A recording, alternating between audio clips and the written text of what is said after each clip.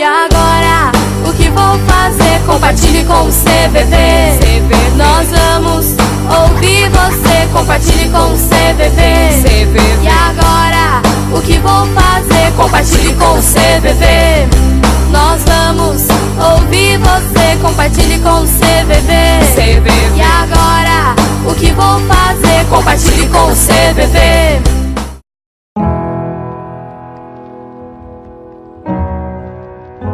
I don't understand why people don't talk about it. I'm not ashamed that my daughter chose that way to not be here. I'm grief-stricken that she's not with me.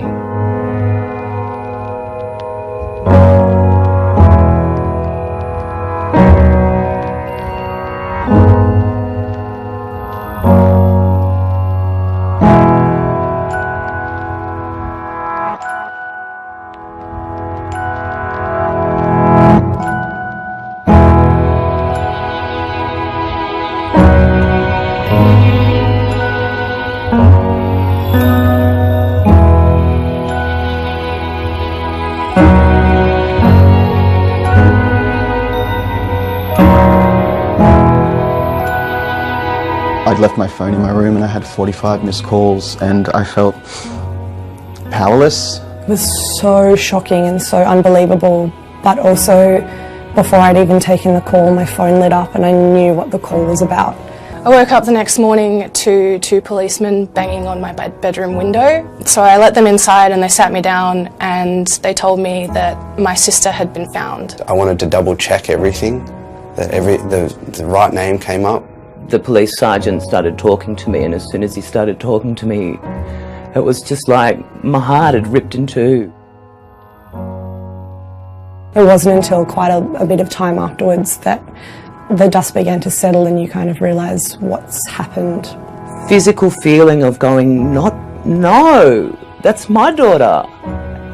My daughter is gone. I got to a point on Jared's birthday where I was worried about myself. I felt like going to join her. All the first birthday, the first New Year's, the first Christmas, it all just hits you when you least expect it. My heart's never felt the same. It was a physical feeling of having a part of me taken away. I developed agoraphobia, I developed severe anxiety and general anxiety disorder. I developed depression worse than I ever have in my entire life. Comes and goes in waves of feeling from sadness to, yeah, just of course missing her. If you can just imagine one night where you've stayed up crying yourself to sleep over someone that's broken your heart, every single time that's happened, all at once, and the feeling's never really gone away. It broke my heart.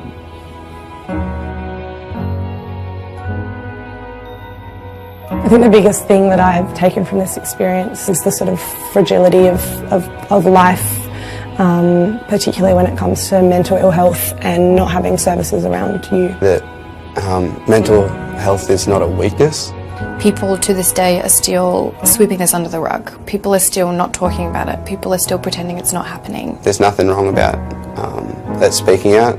There's nothing wrong with having a cry. There's nothing wrong with having a hug. And it's not weak to speak. So I think dialogue is the key.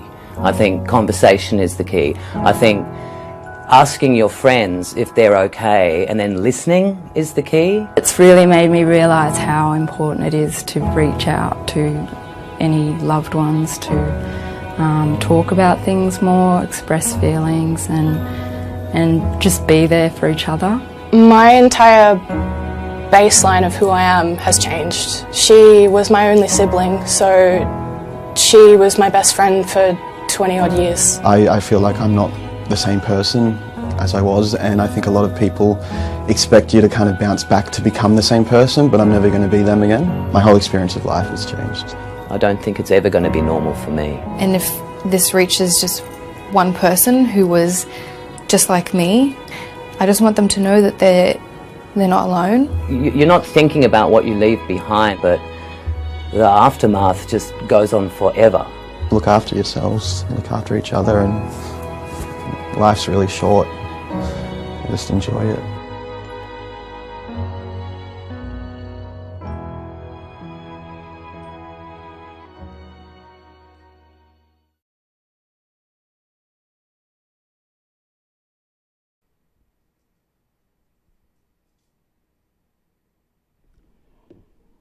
Bem, senhores telespectadores, mais uma vez estamos aqui para apresentar o programa Compartilhe com o CVV, como fazemos todas as quintas-feiras a partir das 16 horas, agora, no nosso novo horário. É sempre uma satisfação estarmos aqui com vocês, senhores telespectadores, e hoje nós iremos tentar responder uma pergunta difícil até certo ponto, mas muito importante. Nós iremos tentar responder a seguinte pergunta. A gente trabalha na prevenção do suicídio, mas hoje nós iremos responder a uma pergunta diferente. O suicídio aconteceu. E agora?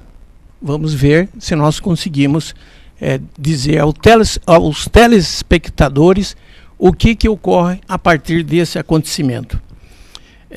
Hoje nós iremos contar com um formato de programa um pouco diferente daqueles que habitualmente a gente tem.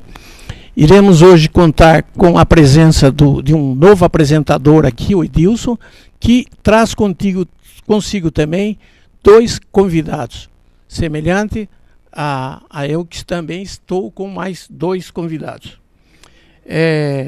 Então, agora eu gostaria de apresentar os convidados desta tarde que irão compor o programa de hoje. Ao lado direito, o Jefferson, psicólogo, já formado há mais de 8 anos e que irá abrilhantar a nossa tarde de hoje. Seja bem-vindo, Jefferson. Obrigado, né, pela oportunidade que vocês estão dando de falar de um assunto tão importante nesse momento, né. E ao nosso lado esquerdo, a Roseli. Rosmaria. Eu chego lá, viu? Rosmaria, que é a nossa representante do posto do CVV de abolição em São Paulo, já há muitos anos no CVV, e que hoje responde pelo gás. Aliás, eu até aproveito para que você explicasse rapidamente o que é o gás no CVV. Bom, boa tarde a todos. O gás é um dos braços do CVV, que é um grupo de apoio aos sobreviventes do suicídio. É um espaço onde as pessoas que vamos chamar de sobreviventes podem falar abertamente sobre esse assunto, sem serem criticadas ou censuradas. Ótimo, eu agradeço.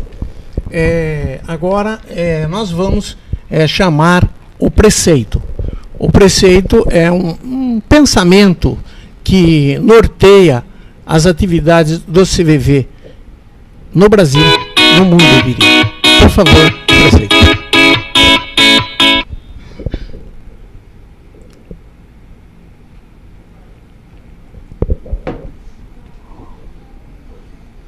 Ok?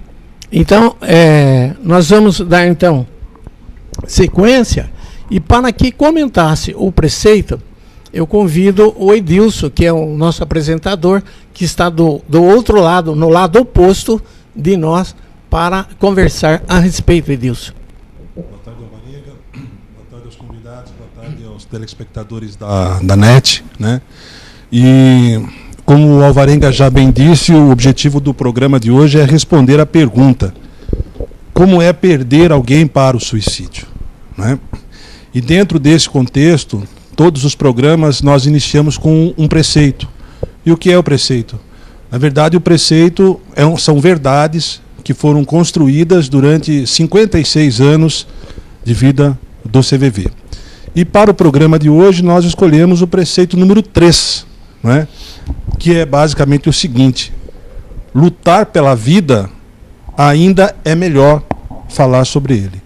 Então, a gente vai, no decorrer do programa, né, interagindo com os convidados, interagindo com as pessoas que estão aqui conosco, tentar responder essa pergunta que o programa de hoje nos traz, como é perder alguém para o suicídio, e tentando levar junto esse preceito, né, que é lutar pela vida ainda é melhor, né?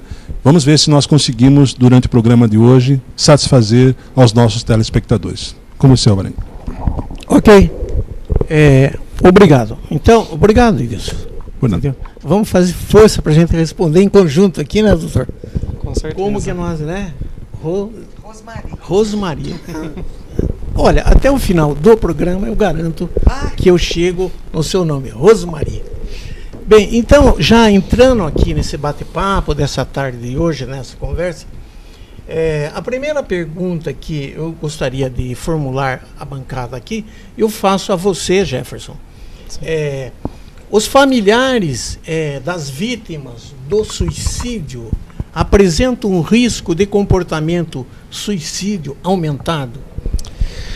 Na verdade, né, se nós pensarmos bem, né,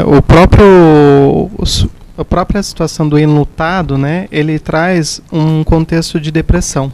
Né, a pessoa fica mais amuada, fica mais entristecida, né, o que isso pode gerar, né, um sentimento, um desejo, né, de não conseguir continuar em frente com esse sentimento negativo que ela está estabelecendo, né, devido à perda que ela teve muito grande.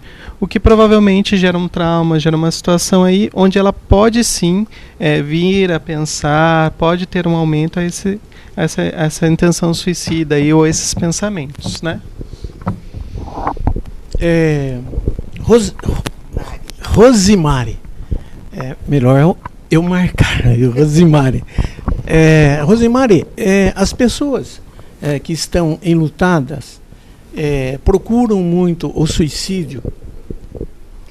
Algumas, o suicídio não, o CVV, perdão. Procuram porque é um luto...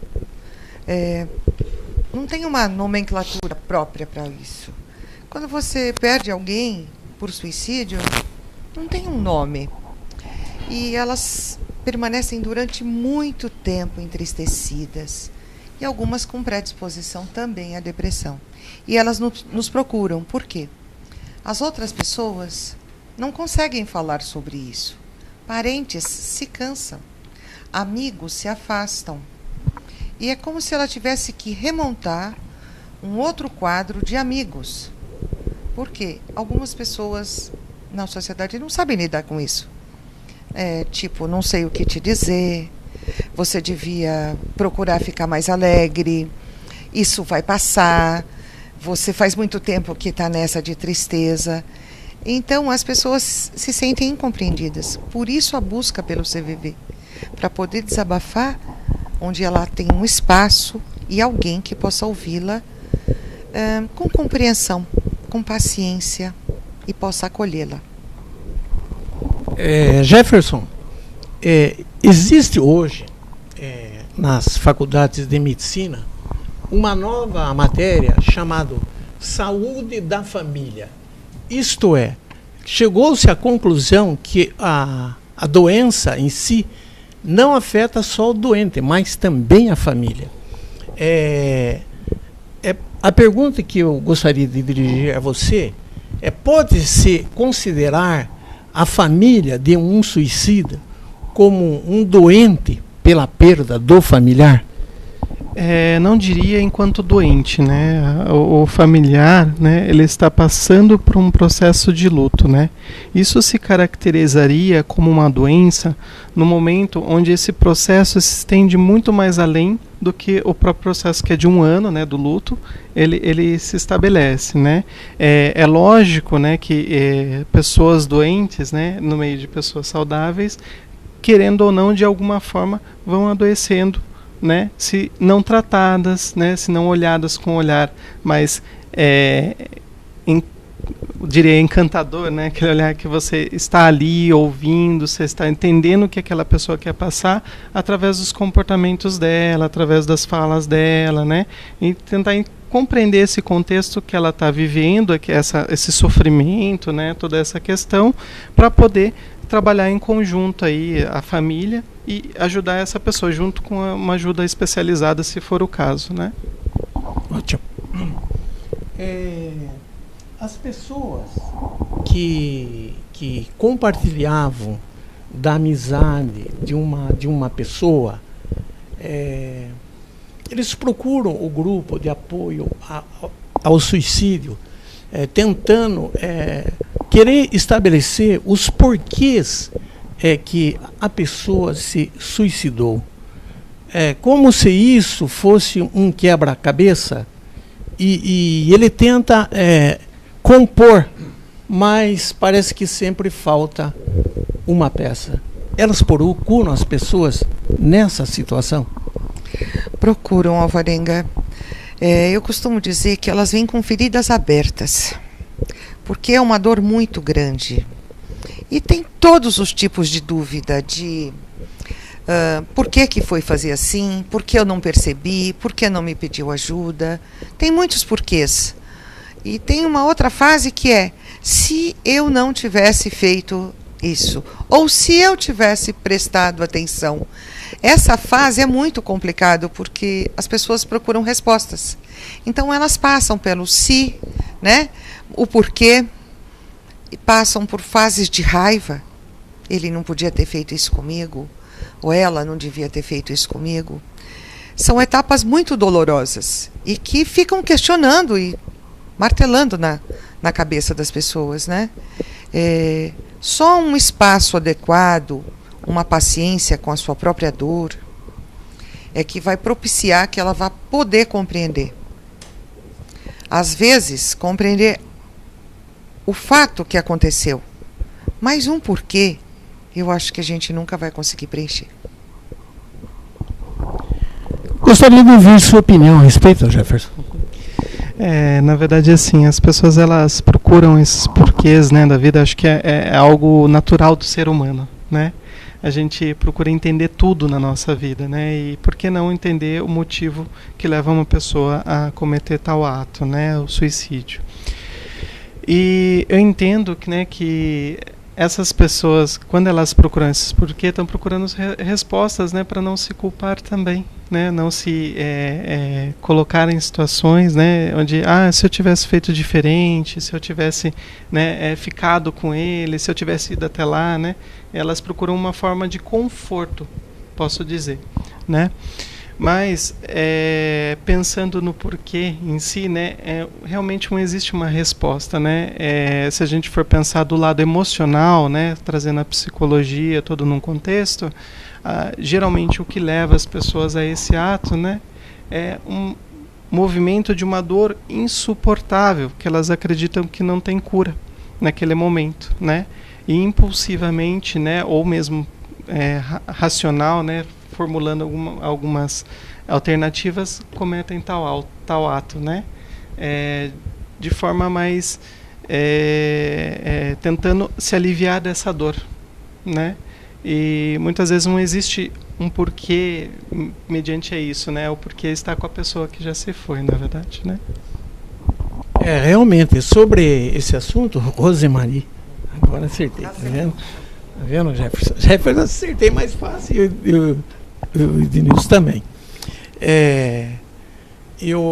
Então, eu tive a oportunidade de... Já faz algum tempo que eu estou no posto, né, e trabalho com a prevenção ao suicídio. E um dia, conversando assim, como nós estamos assim, a pessoa estava ao meu lado. Foi um contato rápido, mas eu conversei com ele, tudo bem, conversamos rapidamente. E no outro dia, ele se suicidou. Entendeu? E daí eu fiquei procurando os porquê. Será que eu poderia ter feito mais alguma coisa? Por que eu não percebi que ele estava assim? Eu sei que é impossível. Porque eu não tive a oportunidade de ver os sinais. Mas eu poderia ter percebido. Me culpei um pouco, viu, doutor? É normal. Não é uma coisa absurda, não. Viu? Sim. Entendeu?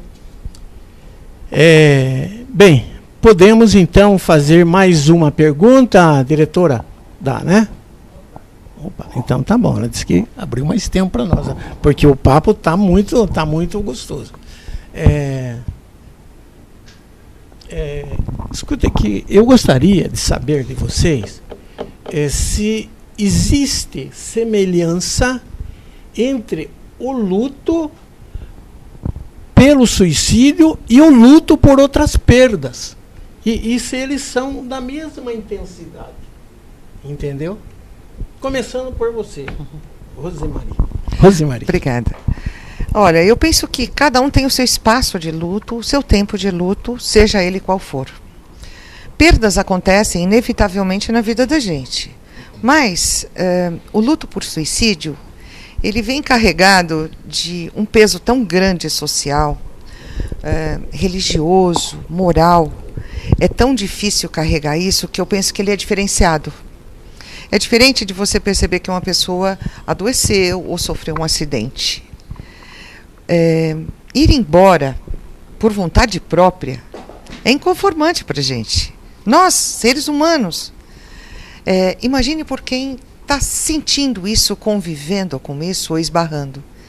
Dizem, Alvarenga, que uma pessoa que se suicida, ela afeta 10 pessoas ao redor dela. Então, essa afetação tem um tempo para elaborar essa perda. Então, eu penso que ela é diferenciada de outras perdas, sim. Como a Rosemarie falou, né, cada um tem a sua forma de vivenciar o luto, né? Isso é de praxe, né? Cada um tem o seu jeito de lidar com a morte, né? Dentro do processo existe sim uma diferença, né, entre o luto, o luto por suicídio, né, o luto por uma morte natural, né, assim como as perdas na vida que são tidas como luto para psicanálise, né? Dentro desse processo, né, a gente nasce num contexto cultural, né, que ele traz a ideia de que a gente nasce, cresce e morre, né, e não o inverso, né? A gente não morre no meio do processo, né? E isso acontece, né? Quando existe o suicídio, né, existe essa situação, muitas vezes é mais difícil a própria aceitação, né, da situação que ocorreu, pelo fato de alternar os fatores, né? Então, assim, eu espero que o meu avô, né, vá antes de mim. Porém, né, quando ele estiver adoecido, quando ele estiver ruim, quando ele estiver mal, né, e de repente ele suicida, né? Isso quebra um processo, né? Quando eu penso também na questão do próprio filho, né? Que a gente vivencia muito, né? Acho que isso é muito impactante. O meu filho comete suicídio, né? Então, assim, quebra-se esse ciclo, né? Vai-se antes de mim, né? Tem todo esse processo. Ok. Uma perguntinha para você. A gente está falando sobre suicídio, mas é muito importante a gente dizer daqueles que sobrevivem, né? Eu pergunto para você o seguinte: quais são os fatores de proteção que nós podemos oferecer aos sobreviventes do suicídio, se eles existirem? Bem, consideramos sobreviventes as pessoas que perderam alguém próximo ao suicídio. Algumas pessoas que têm ideação suicida, né, também se denominam sobreviventes, porque passaram por um processo de tentativa, mas não ocorreu o suicídio, então também eles se autodenominam como sobreviventes. Na vida nós temos vários riscos. Como é que a gente pode oferecer um fator de saúde para essa pessoa? Uma das coisas que o GAS propõe é justamente isso. Não deixar de estar fazendo o que você sempre faz, mas se cercar de pessoas e socorros que podem te salvaguardar. Tipo, você está fazendo terapia? Continue. O GAS não é terapêutico, mas é um grupo de apoio. Se você está frequentando um médico, continue. Um psiquiátrica, um psicólogo, outros grupos terapêuticos, por favor, continue. Se você tem um grupo religioso que te apoia, também. Isso tudo se cercando, fazendo uma rede de amigos, vai alimentando essa pessoa para que ela não se sinta sozinha. Porque é horrível você ficar com uma marca que você perdeu alguém por suicídio. Como você falou, Jefferson, um filho. Então é horrível. Já pensou um vizinho falar, aquela ali é a mãe do filho suicida. É horrível você ser rotulada por algumas coisas. Mas se você frequenta esses tipos de grupo e se apoia em poder se cuidar, fazer uma rede de proteção social e frequentando o GAS, você vai encontrar pessoas com semelhantes dor. Isso vai te alimentar para compreender um pouquinho melhor e viver um pouco melhor diante de perda tão brutal. Ótimo. Daí a gente pode destacar a importância do CVV e de outras entidades e de profissionais que trabalham nessa área da psicologia, da psiquiatria, que é muito significativo de que as pessoas procurem, continuem a receber apoio dessas entidades. Vamos fazer mais uma pergunta para o Jeff. As pessoas que são sobreviventes, vamos tratar assim, né, do assim, suicídio, às vezes, eu acredito, né, eles têm, acredito ou não, eu tenho certeza, que eles têm dificuldade de aceitar, tanto para si como para os outros. Falar para o outro, olha, meu filho se suicidou, meu pai, então eles têm dificuldade para isso. Isso pode fazer com que ele escamoteie a verdade, isto é, que ele esconda, entendeu? Que ele faça disso um segredo, entendeu? Para proteger não só a si próprio, mas também a integridade daquela pessoa que cometeu o suicídio. Existe isso, Jefferson? Na verdade, existe muito, né, eu acredito, pelo fato de que as pessoas, né, os sobreviventes, né, eles sofrem um certo retalhamento social, né? Acho que, como a Rosemary falou aí, né, existe essa condição. As pessoas, né, ou vão tender a atacar, né, ou vão tender a se afastar por não saber como lidar mesmo, né, com o tema, né, com a situação. Geralmente, né, os sobreviventes, eles podem sim ficar reclusos, né, consigo mesmo dentro dessa condição, esconderem essas verdades, né, não falarem sobre isto, né, o que eu entendo que é muito prejudicial para a própria pessoa, né, mas é algo que acontece realmente na nossa sociedade. Gostaria de acrescentar alguma coisa, Rosemary? Nossa, tá tão bom que a gente ficaria horas falando sobre isso, né? Mas embora seja um assunto bastante doloroso, eu gostaria de deixar um recado para as pessoas, que existem recursos quando se procuram. O CVV está disponível para todos. Agora, com a implantação do 88 no país todo, facilitou-se. E o CVV está abrindo seus leques, e um deles é o GAS. Vários postos, em várias cidades, existe o GAS. Procure. Nós temos páginas no Facebook, e às vezes eu percebo que pessoas até de outros países se interessam por isso.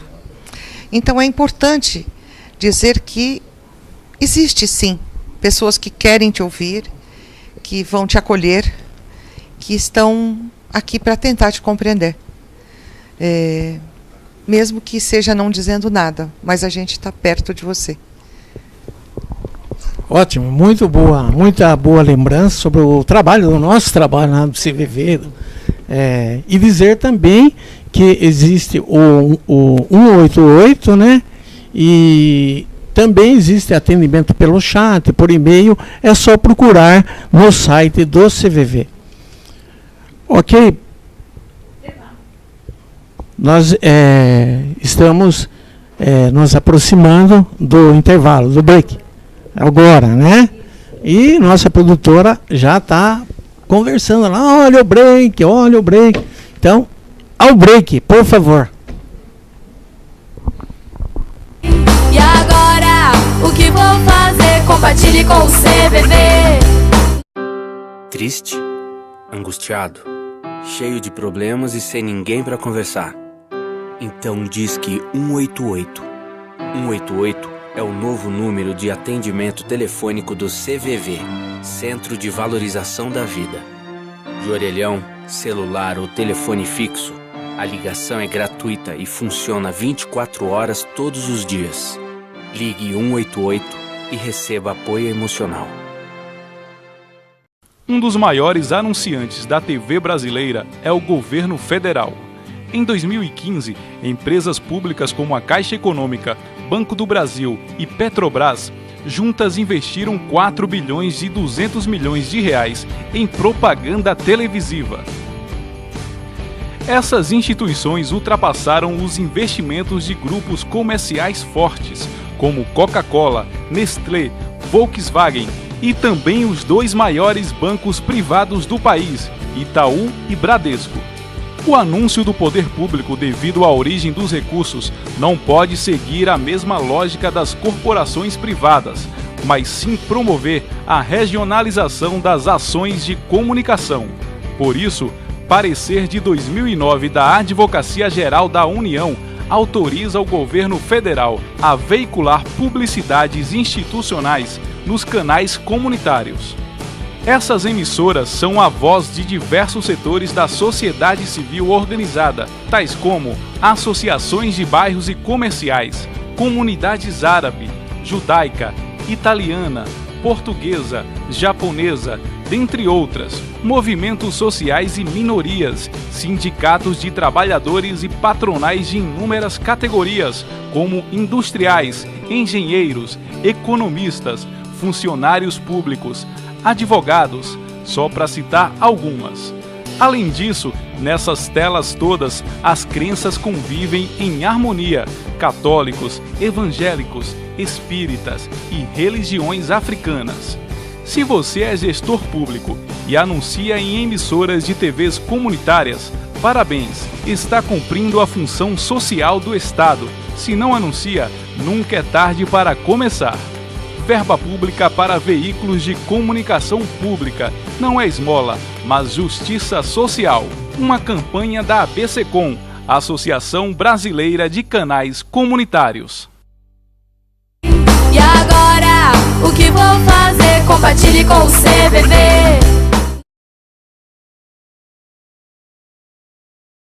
E tivemos já um primeiro momento aí, que eu achei bastante interessante, em que conversamos bastante sobre como o que acontece ou depois que existe o suicídio, e que acontece o suicídio, como as pessoas se sentem, como elas ficam.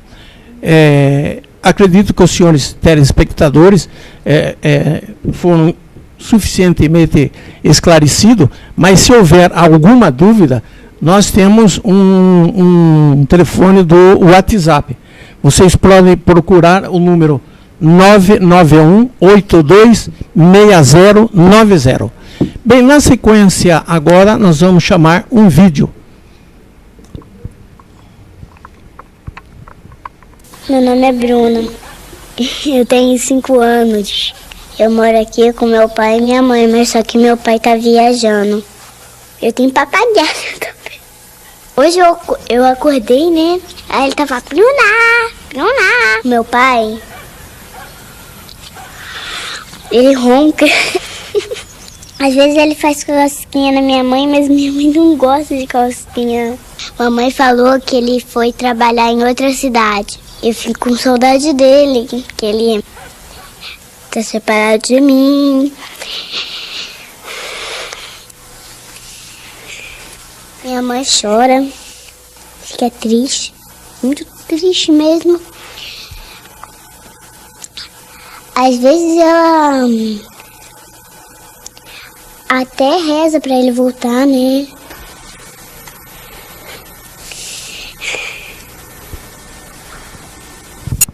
É pra gente pensar, né? E dando continuidade agora com o nosso programa, nós temos aqui 2 convidadas entrevistadas, né? E aqui ao meu lado está a Juliana, que está conosco nesta tarde, né? E a Dalva, também, que é voluntária do CVV lá em São Paulo, Vila Carrão, São Paulo. Seja bem-vinda, Dalva, seja bem-vinda, Juliana. Obrigada. Juliana, eu queria falar um pouquinho contigo, porque você teve um caso na família, né? Disso. Conta um pouquinho pra gente como é que foi isso, como é que foi o seu envolvimento com suicídio. Na verdade, no ano de 2007, eu perdi o meu irmão, que se suicidou, né? Estava com depressão, foi diagnosticado com esquizofrenia e acredito que a dor dele foi maior do que qualquer amor que pudesse existir entre a nossa família e ele acabou resolvendo tirar a vida dele. Foi um processo doloroso, né? A perda é triste, toda perda é triste. Você perder, se separar de uma pessoa que você conviveu por muitos anos é difícil. É doloroso? É doloroso. Mas eu não acho que seja uma coisa que é para doer para o resto da vida.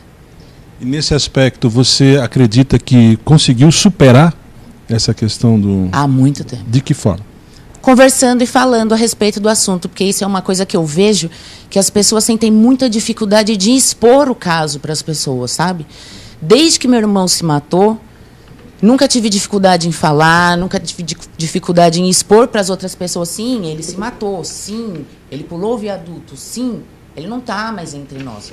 E eu nunca tive nenhum problema com isso, entendeu? Em comentar, em explicar. E às vezes eu conto até detalhes. Quando a pessoa tem vontade de saber mesmo o que aconteceu, eu conto até detalhes. É algo que não me machuca, que não me traz trauma, não faz nenhum mal na minha vida isso. Falo abertamente. É interessante esse depoimento seu, porque realmente, como nós ouvimos agora há pouco, né, são muitos porquês, né? São muitos questionamentos. Você está dizendo aí que ele estava dando sinais, etc. e tal, mas que no decorrer do tempo, falando, você conseguiu superar. Eu acho que essa talvez seja o objetivo do nosso programa. Como é que nós vamos superar, né, o trauma? O suicídio aconteceu. E agora? Então esse depoimento talvez seja de real importância. Falar, né? Sim, eu acho que tem que falar. Isso por muitos anos eu vi meu pai com dificuldade de falar. A minha mãe não fala a respeito disso. É muito difícil. Ela fala da dor. Ah, eu perdi o meu filho.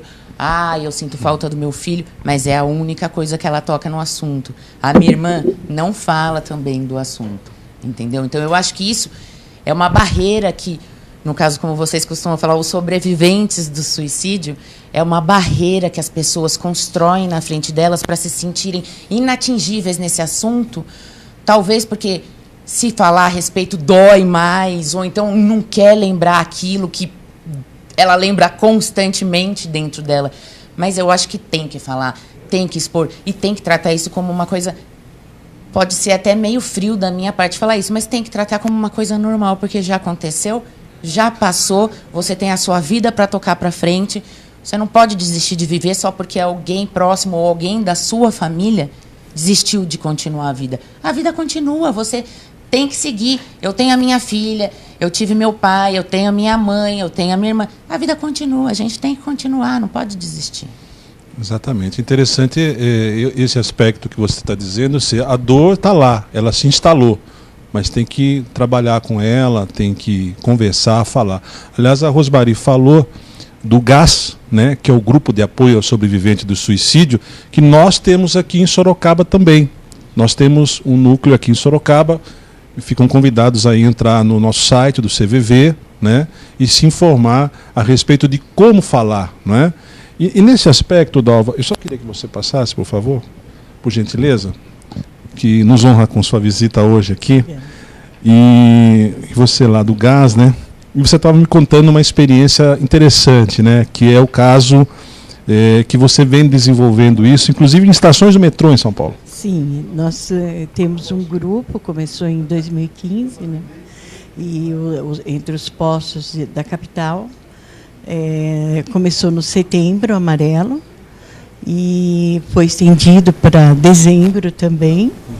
E está caminhando todos os anos e agora estamos em reuniões para dar continuidade a isso. E como ela disse, nós temos um lema que falar é a melhor solução.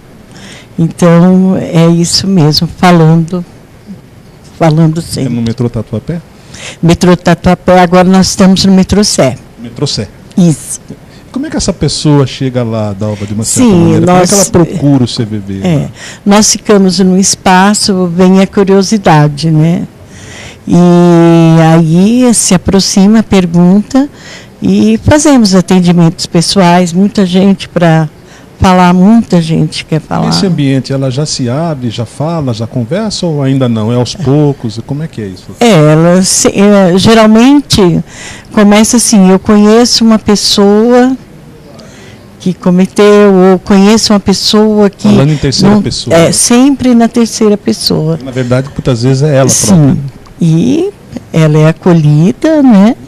Então ela começa a desabafar, a falar. E imagino que deve ser experiências assim... são muitas experiências. E esse trabalho tem lá na Estação da Sé e tem no posto também? Nós temos no posto o atendimento pessoal. Atendimento pessoal. Então vejam, na verdade, tentando, né? Porque o que nós vimos na primeira parte do programa foi muitos porquês, né? Por que ela cometeu suicídio? Por que eu não conseguia entender? Por que eu não pude evitar? Né? E depois ficam as consequências, né? Que você conseguiu tratar isso de uma maneira um pouco mais natural, né, Juliana?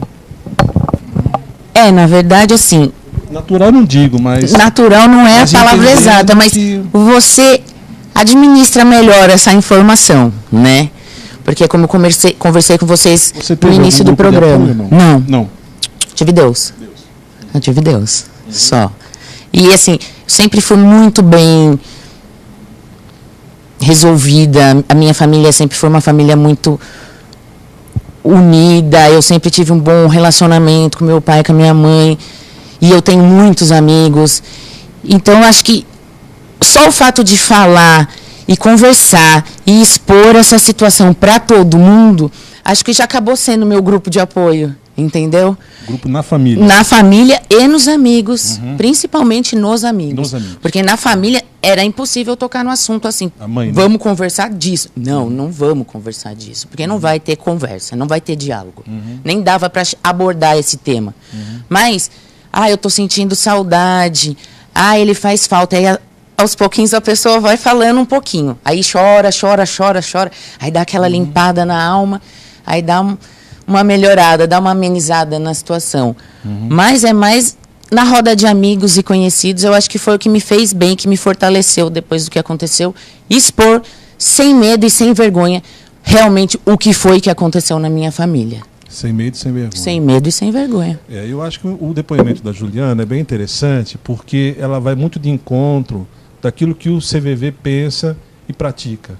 Falar é a melhor solução, né? E como nós estamos vendo aqui, o trabalho dela foi feito na família, né? E nós temos, como a Rosmari falou, esse grupo de apoio, que é um grupo de apoio que pode ser um grupo de apoio secundário, na verdade, né? Que ela pode ter outros meios. No caso dela, ela se apoiou na família. Mas pode ser uma instituição religiosa, enfim. Mas o CVV serve como um braço de apoio. Eu queria aproveitar a oportunidade, o Dr. Jefferson, que está aí conosco, né? Na verdade, o cidadão, quando ele pensa no suicídio, ele não quer acabar com a vida, ele quer acabar com o problema, né? Como é que é isso? Como é que a psicologia trata isso?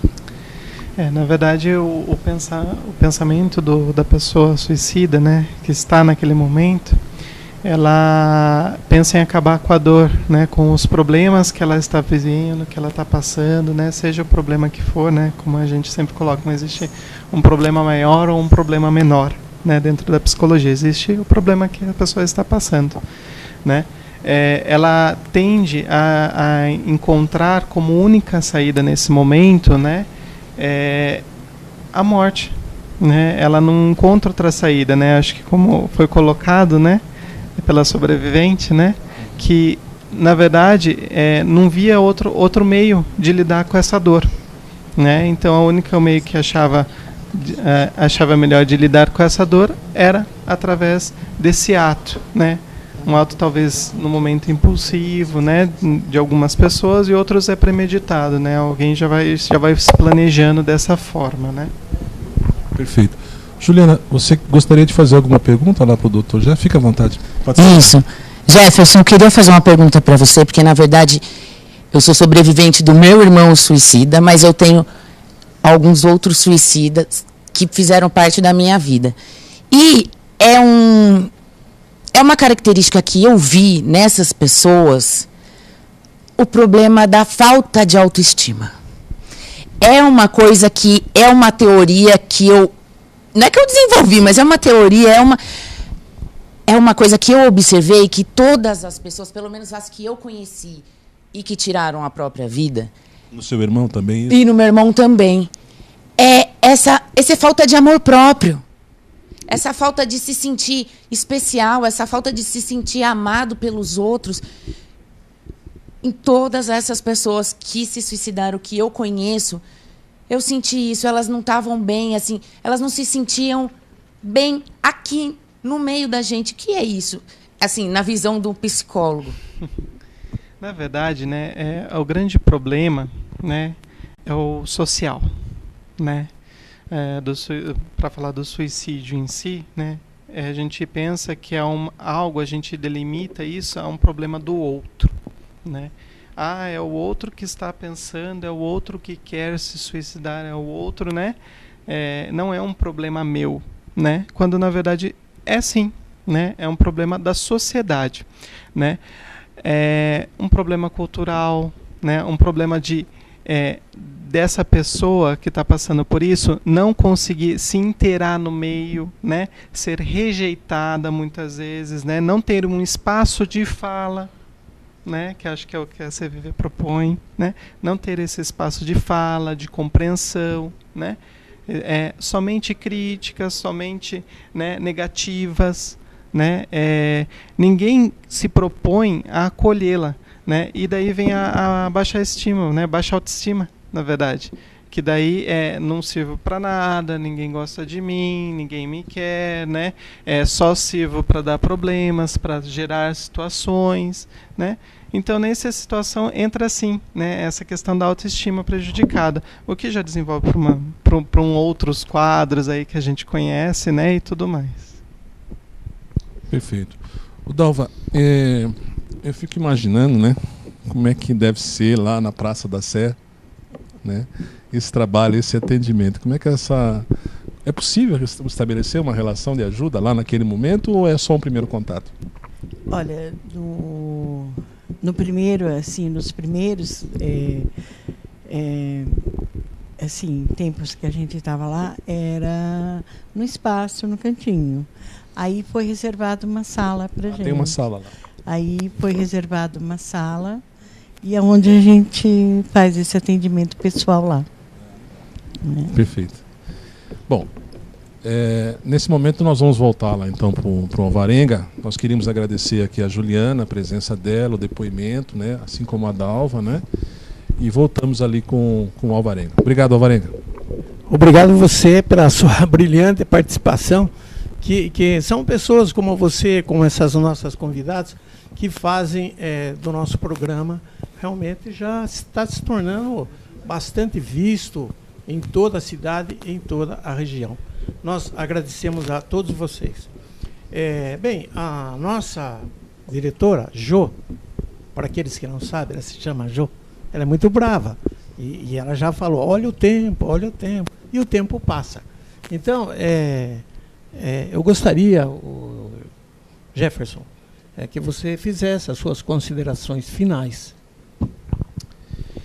Bem, né, acho que primeiro é uma honra estar aqui, né, com vocês, né, telespectadores aí, né, da internet, a CVV que está aí com a gente, né, acho que é um apoio muito bom, né, eu tenho relatos de pacientes, né, que trazem esse apoio aí e precisam disso. Agradecer pela presença. Mas eu acho que é um assunto muito importante para a gente estar discutindo, né? Levando esse assunto, né, do luto, da perda, né, dentro de casa. Discutir sobre a morte é importante. É uma forma também de nós prevenirmos isso num futuro maior. Como que fazemos isso, né? Através, desde lá da infância, ensinando a criança que tudo tem um ciclo de vida, né? Tudo vai, nasce, cresce, né? Adoece e morre. Desde lá da infância, quando ela vai plantar aquele pezinho de feijão, sabe? Né? A gente pode usar esse tema. E falar sobre isso na casa, né? Com as pessoas. Ok, nós agradecemos essa oportunidade, a sua presença. Foi muito, acrescentou muita coisa e agradecemos por conta disso. Rosemarie, agora acertei o nome. Eu falei para você que até o final do programa eu teria acertado. A sua participação também foi muito, muito boa, acrescentou muita coisa, enriqueceu o nosso programa e tenho certeza que você poderá voltar quantas vezes você aqui desejar. Eu tinha mais perguntas, mas não dá. Então, as suas considerações finais, rapidamente, por gentileza. Obrigado. Bom, eu quero também agradecer. Eu vim aqui muito grata. Estou me sentindo em casa porque eu estou entre colegas, né? Nós todos somos do CVV, então eu me sinto em casa. É a mesma família. É um assunto delicado? Tem jeito de conversar? Tem jeito de conversar. O que a gente gostaria que acontecesse é que, como o Jefferson falou, que nós tratássemos a morte de uma forma mais natural. Nós tratamos ela como uma exceção da vida, e não é verdade. Ela não é exceção, ela faz parte. Mas é importante também lembrar que quem estiver passando por essa situação, que está sofrendo, que tem alguém que tem esse pensamento persistente, existem lugares onde pessoas podem te ouvir, podem te acolher, não vão te julgar, vai ser sigiloso, ninguém vai contar para ninguém. E a gente existe. Conta. Às vezes não dá vontade de ligar agora, liga daqui a pouco. Abre o site, fala no chat. Quer ir pessoalmente? Vai, tem muitos postos que atendem pessoalmente. E tem o GAS. Lá no site vocês vão encontrar vários endereços e os horários. Isso é importante. Vamos estar lá esperando você. Muito grata por todos e por essa oportunidade. Obrigada, Alvarenga. Nós é que agradecemos não só a você, como ao Jefferson, ao Denilson, aos nossos convidados, aquela simpatia que é a nossa coordenadora, a Jo. E, enfim, eu gostaria de chamar aos telespectadores para que, se eles desejarem opinar sobre esse programa, conversar, podem entrar na página do Facebook, @TVCVV. Também agora o nosso programa está sendo transmitido em forma de rádio, já estamos a nível interestadual, na Rádio Universitária 96.9 FM da cidade de Macapá. Entendeu? No estado do Amapá. E dizer aos senhores telespectadores que o programa vai ao ar todas as quartas-feiras, ao vivo, das 8 às 9 horas da manhã. E das 8. Uma produção, né, no CVV de Macapá, parceria com o CVV de Sorocaba. Outra coisa, todos os programas ficam disponíveis no nosso canal do YouTube, vocês podem procurar e repetir, né, ver como que a gente participou. Dizer também dos nossos serviços. Nós temos agora, a nível nacional, totalmente de graça. A pessoa pode falar da onde ele quiser, por celular, telefone fixo, orelhão, qualquer coisa, ele pode telefonar para o 188 e ele será sempre bem atendido. O serviço funciona 24 horas e sempre haverá um plantonista disponível para ouvir a outra pessoa com respeito, com compreensão. O trabalho também ele está disponível através do chat, também ele pode entrar no CVV e conversar via computador. E também está disponível por e-mail, certo? Então, entrem, conversem. Nós temos um slogan muito bem relembrado pelo Edilson, que conversar ainda é o melhor remédio, né, Jefferson? Com certeza. E também, né, porque às vezes a gente quer conversar, precisa conversar. O ideal seria que você tivesse uma família, um amigo com quem você pudesse conversar. Isso nem sempre é possível. Então, nessa hora, entre em contato com o CVV, converse com o CVV. É muito importante. Nós estamos, então, mais uma vez, agradecendo aos nossos telespectadores e convidá-los para que voltem novamente para o nosso próximo programa, que será na quarta-feira, como sempre, às 16 horas. Quinta-feira, perdão. Quinta-feira às 16 horas. Repetindo, quinta-feira às 16 horas. Obrigado, abraço a todos.